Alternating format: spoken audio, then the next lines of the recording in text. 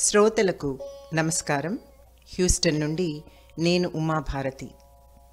సాహిత్య సాంస్కృతిక సమ్మేళనంలో ఈనాటి కార్యక్రమం అమ్మకి అంకితం.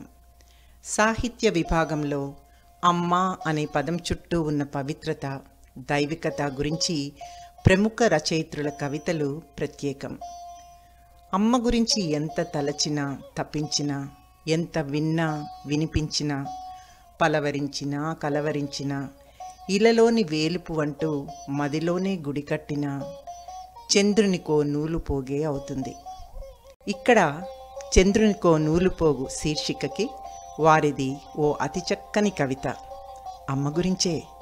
మనతో షేర్ చేసుకున్నందుకు కామేశ్వరి గారికి మిక్కిలి ధన్యవాదాలు తెలుపుకుంటున్నాను.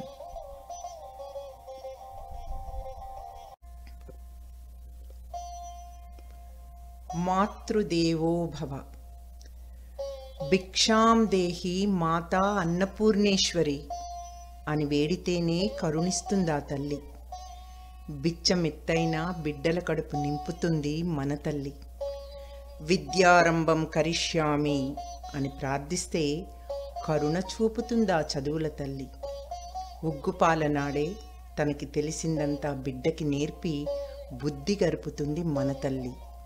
లక్ష్మీం క్షీర సముద్ర రాజతనయాం అంటూ శ్లోకాలు వల్లించి ప్రసన్నురాలను చేసుకుంటే కటాక్షిస్తుంది ఆ తల్లి. చెమటోడ్చి కడుపు కట్టుకొని ఉన్నంతలో కూడబెట్టి మూట కట్టి మనకందిస్తుంది మన తల్లి. అంబా జగదీశ్వరి అని వేడుకున్నా తప్పుకి దండన అనుభవించాల్సిందే అంటుందా దేవి. పిల్లల తప్పులు అమ్మ కాక ఎవరు క్షమిస్తారు అని అక్కున చేర్చుకుంటుంది మన అమ్మ. అమ్మల గన్న, అమ్మలని మించిన దేవతలాంటి అమ్మ మన ఇంట నుండగా ఈ అమ్మని కాలదన్ని ఆ అమ్మల కటాక్ష వీక్షణాల కోసం అర్రులు చాస్తూ ప్రదక్షిణలు, పొర్లు దండాలు పెడతావెందుకోయ్ మనిషి అంటూ ఈ కవిత ద్వారా నిలదీస్తున్నారు కామేశ్వరి గారు. చంద్రునికో నూలుపోగు అంశానికి ఆమె ఒక విశేషమైన కవిత రచించారు. అమ్మ గురించి ఆమె కలం నుండి జాలువారిన భావతరంగం అమ్మ గొప్పతనాన్ని ఓ కడలి తరంగాలతో పోలుస్తూ సాగింది. ఆ కవితని మనతో షేర్ చేసుకున్నందుకు సంధ్య గారికి మిక్కిలి ధన్యవాదాలు తెలుపుకుంటున్నాను. మీకోసం ఇప్పుడు సంధ్య గారి కవిత.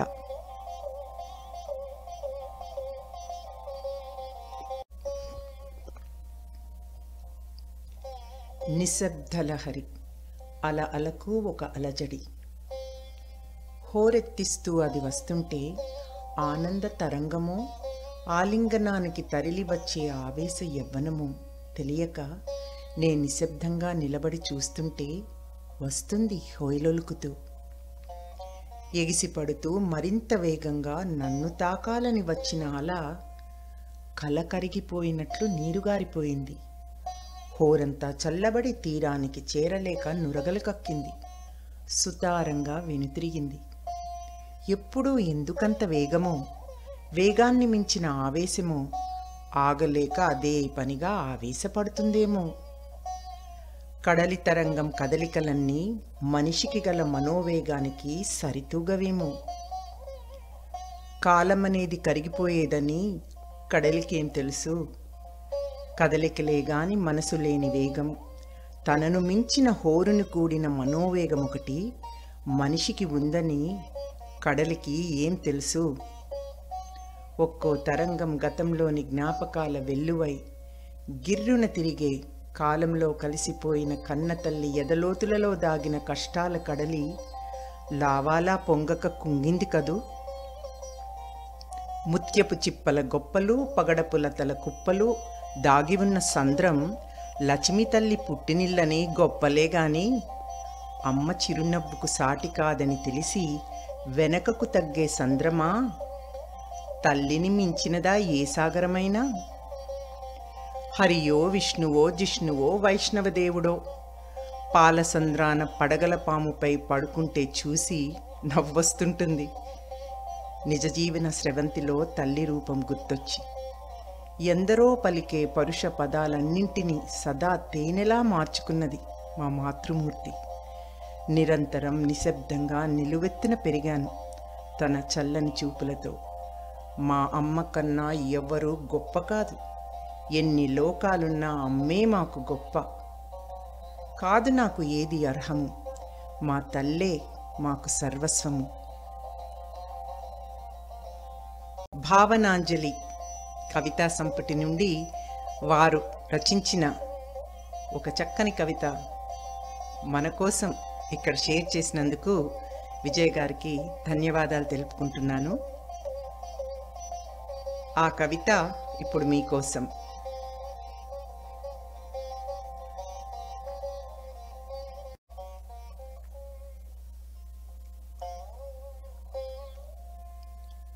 అమ్మ తిరగబడితే మధురమైన మాతృత్వానికి ప్రతిరూపం అమ్మ.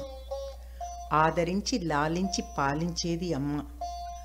అమ్మే కదా చూసుకుంటుందని తన మీద అన్నీ పెట్టేస్తే అమ్మెలా భరిస్తుందని. గనుల కోసం వనరుల కోసం తవ్వకాలు జరిపితే అమ్మెలా సహిస్తుంది. చేపల చెరువుల కోసం, రొయ్యల వ్యాపారం కోసం, అంతస్తుల మీద అంతస్తుల కోసం అనుక్షణం తవ్వి కుప్పలు పోస్తే అమ్మెలా నిలబడుతుంది. అణిగి మణిగి ఉండే అమ్మల కాలం కాదిది. అమ్మైనా అడగనిదే పెట్టే కాలం. అందుకే మానవా, నీ ప్రయత్నం మానవా. అమ్మ ఆగ్రహిస్తే ఏమవుతుంది జగం? విధ్వంసానికి చిన్న పరిమాణపు మూలం మన భారం భూమాతపై పెంచితే ఎంతకని మోస్తుంది భూమి ఆ భారం? భూమాతను తవ్వకుండా పచ్చని చెట్లల్లో వీవెనలు వీయి. అమ్మను అమ్మలాగే ఉండని. అమ్మలోని సహనాన్ని పరీక్షించకు. అమ్మ తిరగబడితే ఆలోచించు.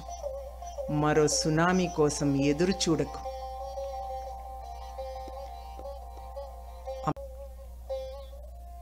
ఆ తరువాయి అంశం ఏమని తలువను, ఆమెనెలా మరువను.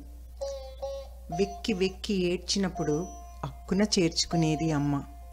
ఆటైనా పాటైనా తానోడి నన్ను గెలిపించేది అమ్మ. ఇంట బయట అన్నింట నా వైపే నిలిచేది అమ్మ. డిగ్రీ చదువులు, కోరిన నగలు, రంగుల కలలు అమ్మ చలవే. నా కలతలకి తొలుత చెమర్చిన కన్నులు అమ్మవే. నా నలతలకి ఔషధాలు అమ్మ సేవలే. ఏమని తలువను, ఆమెనెలా మరువను. జీవిత యాత్ర సుదీర్ఘమై తోచినప్పుడు దిక్కై, చిరుదివ్వై, చెలిమై, చేయూతై నా దారులలో వెలుగులు నింపేది అమ్మే. కాలాలు మారినా, జలాలు పొంగినా తొణకనిది మాత్రం నిండైన అమ్మ ప్రేమే. ఆమె బిడ్డనైన నా భాగ్యానికి, ఆ మాతృమూర్తికి పాదాభివందనాలు, శతకోటి అభివందనాలు.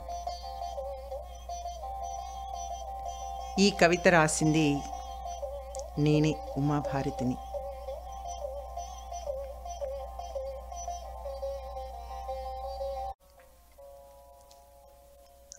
ఇప్పటి వరకు అమ్మని మించిన దైవం కానీ, ఆమె ప్రేమని మించిన అద్భుతం కానీ వేరేది లేదన్న సత్యాన్ని కామేశ్వరి గారు, యావత్ ప్రపంచానికి సరితూగగల సత్తా అమ్మకి మాత్రమే ఉందన్న నిజాన్ని సంధ్యా గారు, అమ్మ వంటి భూమాత ఓర్పుని పరీక్షించవద్దని, సహజ సంపత్తు సంరక్షణ ఎంతేని అవశ్యం అన్న హెచ్చరికని విజయ గారు, ఆడపిల్లకి తల్లి ప్రేమ పెంపకాలే శ్రీరామ రక్ష వంటివన్న వాస్తవాన్ని నా కలం నుండి అర్థవంతంగా, సున్నితంగా కవితల ద్వారా చెప్పడమైంది.